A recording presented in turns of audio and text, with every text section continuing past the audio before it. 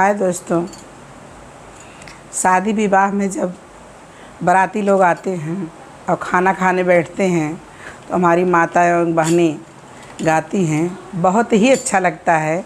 तो आप लोगों के सामने लेके आई हूँ। आप लोगों को देखो कैसा लगता है।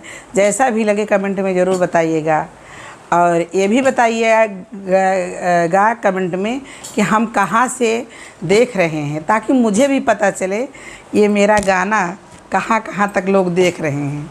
ज़रूर बताइएगा, भूलिएगा मत। तो क्या है, जब बैठते हैं लोग तो हमारे गांव की माताएं एवं बहनें गाती हैं।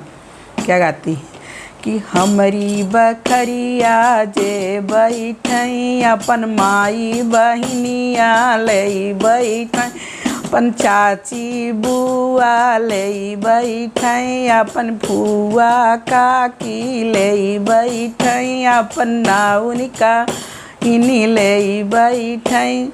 अरे हमारी बकरिया मिसिर साले बैठई, हमारी बकरिया मिसिर बैठई, अपन माई बहिनिया ले बैठई, अपन फुआ काकी ले बैठई, अपन राडा पड़ोसिनी ले बैठई, अपन नाउनी कहाइनी ले बैठई। तनी देखला हो, तनी देखला दुआरे पे आए सभी लोग, तनी देखला, तनी देखला दुआरे पे आए सभी लोग, तनी देखला।